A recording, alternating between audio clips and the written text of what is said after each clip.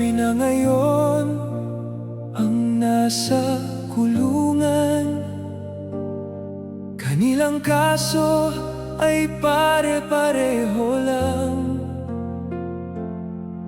Karamihan ay dahil sa droga. Dahil naman sa krimen ang kaso ng iba.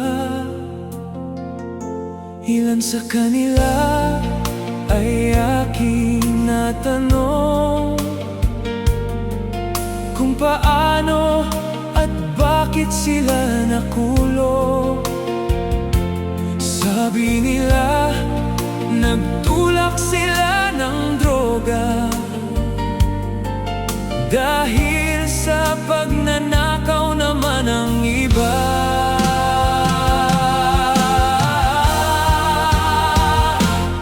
Dati raw hinihitid ay sigarilyo lang, sumunod marihuana naman. Di nagtagal sumubok na ng droga, hanggang sa ito'y hinahanap-hanap na nila.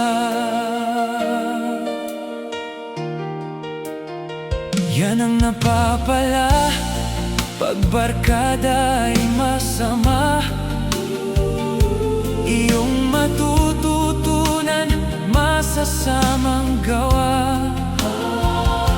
Pagkakalulong sa masasamang bisyo, magiging sanhi pagkasira ng utak mo.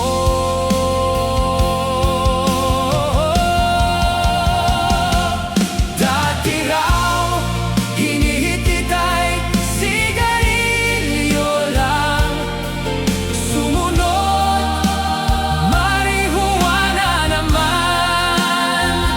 Di nagtagal sumubok na ng droga, hanggang sa ito'y hinahanap-hanap na nila.